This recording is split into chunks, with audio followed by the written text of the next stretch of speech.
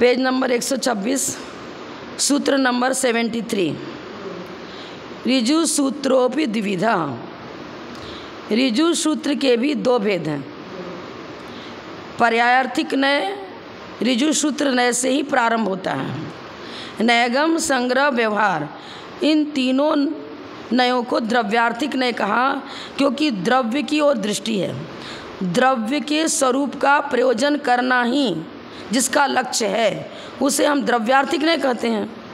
तो नयगम, संग्रह और व्यवहार, ये सर्वप्रथम अभेदिवक्षा, फिर भेद में भेद करते हुए तीनों द्रव्यार्थिक नय को प्रस्तुत किया गया।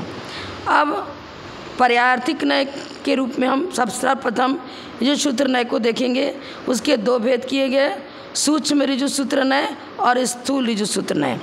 एक समयवर्ती पर्याय को विषय करने वाला सूक्ष्म ऋजु सूत्र नय होता है।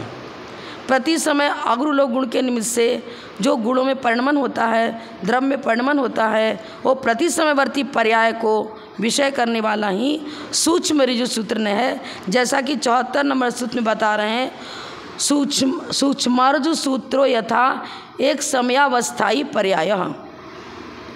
पढ़ो, सूक्ष्मार्जु सूत्रो एक समय अवस्थाई, एक समय टिकने वाली पर्याय, वो किसका विषय बनेगी? सूक्ष्म ऋजु सूत्र नय का। यहाँ संधि कर दी है, रिवर्णे और आपत्ते असवर्णे परे, सूक्ष्म प्लस ऋजु। अब संधि करेंगे तो री को अर हो जाएगा, तो बन गया सूक्ष्मर्जु। संधि विच्छेद करने पर आएगा सूक्ष्म ऋजु सूत्रो। सूक्ष्म ऋजु सूत्र नय, बस इतना ही बताया है। जो नए द्रव्य में एक समयवर्ती पर्याय को ग्रहण करता है उसे हम सूक्ष्म ऋजु सूत्र नय कहते हैं। द्रव्य में समय मात्र रहने वाली पर्याय को जो नय ग्रहण करता है वह सूक्ष्म ऋजु सूत्र नय। नाना ग्रंथों की अपेक्षा विवक्षा तो वही की वही दी गई है। प्रति समय प्रवर्तमान अर्थ पर्याय में, प्रति समय प्रवर्तमान अर्थ पर्याय में वस्तु परिणमन को विषय करने वाला सूक्ष्म ऋजु सूत्र नय है। अर्थ पर्याय क्यों कहा, पहले बता चुके हैं। एक समयवर्ती पर्याय को हम अर्थ पर्याय कहते हैं। ये शब्दों से व्यक्त नहीं किया जा सकता है, शब्द गोचर नहीं है, बताया था ना। जो शब्दों से नहीं कहा जा सकता, अनिर्वचनीय है और एक समयवर्ती है, ऐसी अर्थ पर्याय को हम सूक्ष्म पर्याय कहते हैं। अग्रुलोक गुण के निमित्त से होने वाला जो परिणमन, एक अर्थ पर्याय एक समयवर्ती होता है और हाँ, और अग्रुलोक गुण के निमित्त से होता है। षड्गुण हानि वृद्धि, हाँ, अनंत वृद्धि, असंख्यात वृद्धि, संख्यात वृद्धि इत्यादि रूप में जो षड्गुण हानि वृद्धि बताई गई है वो अर्थ पर्याय है। और प्रति समय उसमें परिणमन दिखाया जाता है। और प्रति समय होने वाला जो अर्थ पर्याय रूप परिणमन है उसी को हम सूक्ष्म ऋजु सूत्र नय का विषय कहते हैं। ठीक। स्थूल ऋजु सूत्र नय, अब ये अनेक समयवर्ती हो जाएगा। है तो वर्तमान पर्याय ही, जैसे वर्तमान में हमारी मनुष्य पर्याय है, लेकिन आयु पर्यंत हमारी मनुष्य पर्याय चलेगी और फिर भी हम वर्तमान कहेंगे।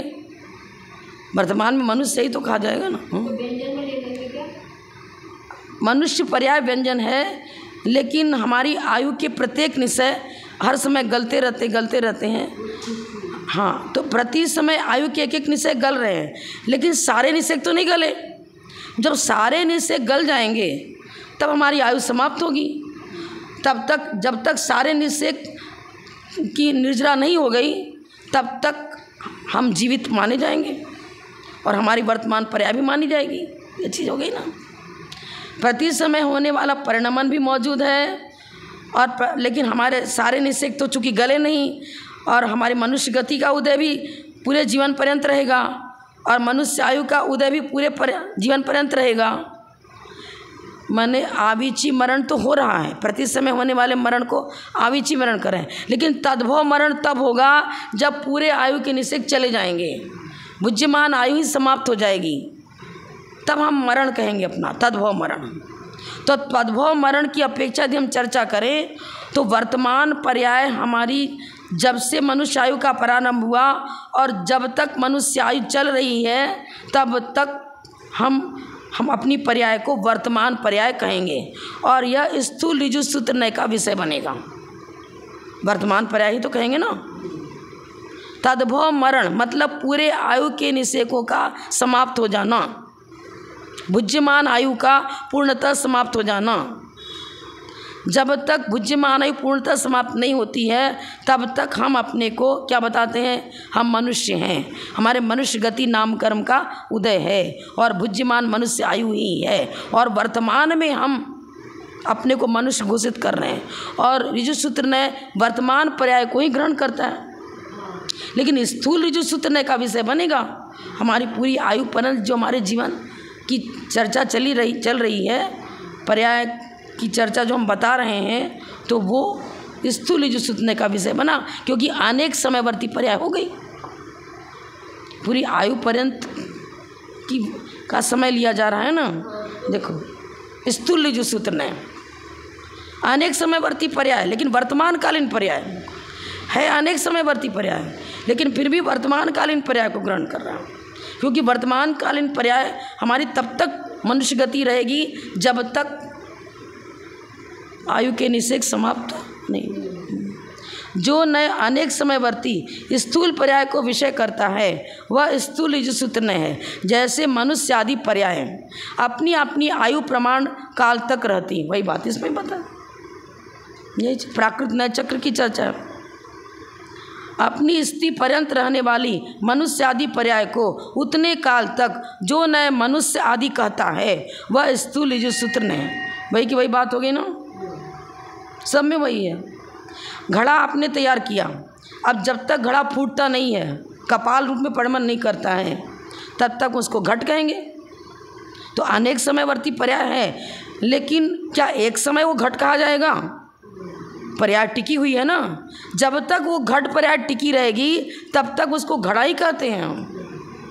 तो अनेक समयवर्ती पर्याय होकर के भी वर्तमान में यह घड़ा पर्याय में है। वर्तमान में उसको आप गिलास नहीं कहोगे, कटोरा नहीं कहोगे, चम्मच नहीं कहोगे, घड़ा ही कहोगे, क्योंकि घट का जो आकार है वही आकार उसका बना हुआ है।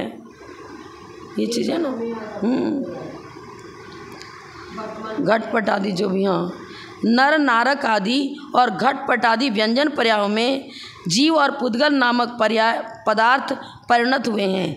इस प्रकार का विषय स्थूल ऋजु सूत्र नय का है। व्यंजन पर्याय की अपेक्षा प्रारंभ से अवसान तक, जब से घड़ा बना, प्रारंभ से अवसान तक, जब तक विघटित नहीं होता तब तक वर्तमान पर्याय ही है उसकी। वर्तमान में उसको घड़ा घड़ा ही सभी कहेंगे, कोई उसको दूसरा चम्मच गिलास कटोरी नहीं कहेगा। ये चीज़ें अनेक समयवर्ती होकर के भी वर्तमान में व्यंजन पर्याय उसकी घट रूपी है। वस्त्र है तो वस्त्र रूपी है। मनुष्य, तिर्यंच, देव, नारकी, बुद्धिमान आयु पर्यंत जब तक वो जीवंत हैं तब तक उनको उसी पर्याय के रूप में मानते हैं, हाँ, स्वीकार करते हैं। अर्थ पर्याय लेंगे तो अर्थ पर्याय तो प्रति समयवर्ती है, उसकी चर्चा स्थूल पर्याय में नहीं होगी। स्थूल ऋजु सूत्र नय का विषय अनेक समयवर्ती पर्याय है। और अर्थ पर्याय इसलिए नहीं कहेंगे कि अर्थ पर्याय एक समयवर्ती होती है। और प्रदेशत्व गुण की अपेक्षा जिस आकार को लिया जाएगा, प्रदेशत्व गुण का कार्य क्या है? आकार, संस्थान का निर्माण, जैसा कि जीव कांड में बताया गया है। अब वो घट जितने स्थान को, आकाश प्रदेश को घेर रहा है, उतना ही उसकी लंबाई, चौड़ाई, मोटाई बताई जाएगी। तो आकृति उसकी जो है ना वो निरंतर बनी रहती है। तो प्रदेशत्व गुण की पर्याय को व्यंजन पर्याय कहते हैं, ऐसा जो बताया गया है वो परिभाषा भी यहाँ घटित होती है। मैंने जो अवगाहना प्राप्त करी वो अवगाहना मेरी जीवन पर्यंत बनी रहती है। और जब भी हम कहीं भी विराजमान होंगे तो हम अपने शरीर प्रमाण आकाश प्रदेश को घेरेंगे और संस्थान भी उसी प्रकार मेरा बना रहेगा। तो इस अपेक्षा से भी चर्चा करें तो वो व्यंजन पर्याय ही घटित होती है, अर्थ पर्याय घटित नहीं होती, लेकिन है अनेक समयवर्ती। आयु पर्यंत जीवित है तो आयु पर्यंत हमारी वर्तमान पर्याय उस प्रकार मानी जाएगी। अब आगे ऋजु सूत्र नय को संक्षेप में बता दिया। अब शब्द नय चलेगा। शब्द समभिरूढ़ एवं भूता नया प्रत्येकम एकैका नया।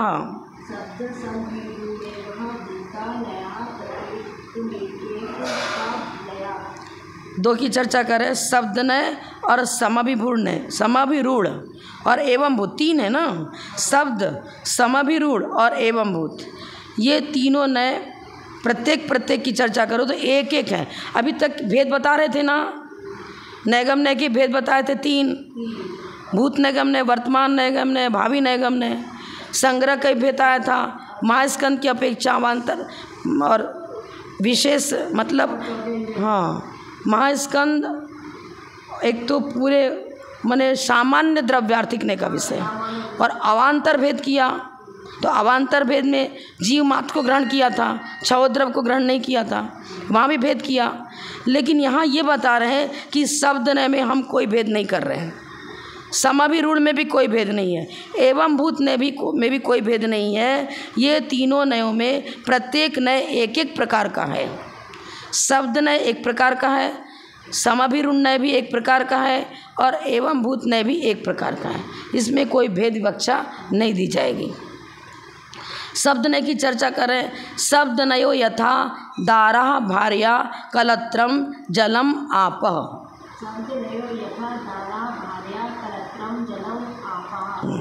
शब्द नय में क्या बताया, देखो दारा भार्या कलत्र तीन शब्द अलग अलग रखे ना।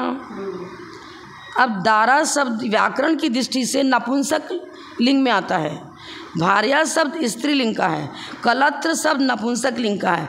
लिंग भेद होने से शब्द नय इसको भेद रूप में स्वीकार करता है, लेकिन अर्थ तीनों का एक ही है।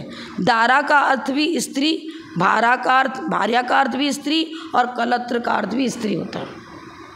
तीनों नय का अर्थ एक ही है, लेकिन व्याकरण की दृष्टि से तीनों तीन लिंग वाले हैं, तो लिंग भेद से शब्द नय उसमें भेद मानता है। शब्द नय की अपेक्षा भेद। जल आप ये भी एकार्थवाचक हैं, लेकिन लिंग आदि की अपेक्षा भेद है। जलम जले जलानी आपा शब्द को पुल्लिंग में लिया है। हाँ, व्याकरण से संबंधित विषय शब्द नय में आएगा। शब्द प्रयोग के अर्थ को जानता है। इस प्रकार अभिप्राय को धारण करके एक शब्द के द्वारा एक अर्थ को जान लेने पर पर्यायवाची शब्द का अर्थ क्रम, जैसे पुष्य, तारक और नक्षत्र एकार्थ के वाचक हैं, इसलिए इनका एकार्थ एक ही अर्थ है। दारा कलत्र भार्या इनका भी एक ही अर्थ है। कारणवशात लिंग संख्या साधन आदि के व्यभिचार को छोड़कर शब्द के अनुसार अर्थ को स्वीकार करना चाहिए, यह शब्द नय है। अब लिंग संख्या साधन आदि का व्यभिचार होने पर भी दोष नहीं है, वह शब्द नय है। शब्द नय क्या बता रहा है, लिंग अपेक्षा की अपेक्षा हम भेद कर रहे हैं, सर्वथा भेद नहीं कर रहा। सर्वथा भेद नहीं कर रहा। जैसे जलज कमल पंकज आदि कह देते हैं, और इंद्र के भी शक्र पुरंदर आदि भेद करते हैं। इंद्र के इंद्र शक्र पुरंदर आदि भेद करते हैं। तो ये यहाँ ये बता रहे हैं कि शब्द नय व्याकरण आदि की अपेक्षा से तो बता रहा है कि देखो, अब दारा शब्द पुल्लिंग है, कलत शब्द नपुंसक लिंग है, भार्या स्त्रीलिंग है, लेकिन तीनों ही शब्द एक ही अर्थ के वाचक हैं। अर्थ एक ही है। हाँ, सर्वथा भेद मत मान लेना। हाँ, लिंग शब्द लिंग की अपेक्षा से किसी को पुल्लिंग किसी को स्त्रीलिंग ठहरा रहे हैं, लेकिन तीनों का अर्थ एक ही है। एक ही अर्थ का वाचक होते हुए भी लिंग भेद से उनको भेद रूप ग्रहण किया गया है। सर्वथा भेद एक वचन का शब्द है, कोई द्विवचन का है, कोई बहुवचन का है, लेकिन अर्थ तो एक ही है ना। देवा देवो देवा देवम देवो देवान रूप चला रहे हैं, लेकिन विवक्षा तो देव की दे रहे हैं ना। अब प्रथमा विभक्ति लगाई तो हमने प्रथमा व्यक्ति एक वचन में देवा शब्द का प्रयोग किया, प्रथमा व्यक्ति द्विवचन में देवो शब्द का प्रयोग किया, बहुवचन में देवा शब्द का प्रयोग किया। जातिवाचक संज्ञा की अपेक्षा से देव की चर्चा चल रही है, लेकिन एक देव की चर्चा है तो देवा कर दिया, दो देव की चर्चा है तो देवो कर दिया।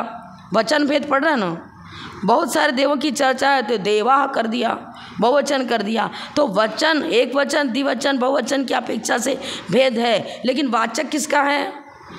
देव गति में मौजूद देव की व्याख्या की जा रही है। देखो हमारा जो जितना भी नय है जैन सिद्धांत में सापेक्ष नय होता है। एकांत माने एक ही अर्थ को पकड़ता है, अन्य का सर्वथा निराकरण नहीं करता है। सापेक्ष नय सम्यक और निरपेक्ष नय मिथ्या। तो सापेक्ष नय की तो चर्चा करेंगे, शब्द ने भी तो सापेक्ष चर्चा ही करेगा, समाभिरूढ़ ने भी तो सापेक्ष चर्चा करेगा। सापेक्ष चर्चा ये हो गई, यहाँ ये बता रहा है कि लिंग भेद से भेद है, लेकिन अर्थ सबका एक ही है। दारा कहो, कलत्र कहो, भार्या कहो, एक ही अर्थ के वाचक हैं, लेकिन लिंग आपका अपना अपना अलग अलग है। लिंग संख्या साधन आदि का व्यभिचार, व्यभिचार में भिन्न भिन्न अर्थ है उनका। एक को किसी को पुल्लिंग कर, किसी को स्त्रीलिंग, किसी को नपुंसक लिंग, लेकिन अर्थ एक ही है ना।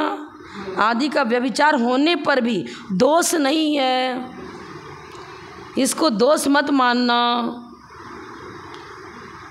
मतलब ये हुआ एक ही अर्थ का वाचक है, तो हम जब दारा कहेंगे तब भी उसका अर्थ स्त्री निकलेगा, भाया भार्या कहेंगे तब भी उसका अर्थ स्त्री निकलेगा, कलत्र कहा तब भी उसका अर्थ स्त्री ही लगेगा। जो नए एक पदार्थ में क्या लिखा, एक पदार्थ में भिन्न लिंग आदि की स्थिति को नहीं मानता है वह शब्द नय है। अर्थ की अपेक्षा भिन्नता नहीं मानता है, लेकिन व्याकरण की दृष्टि से जो विवक्षा दी जा रही है उसको तो भिन्न कहेगा।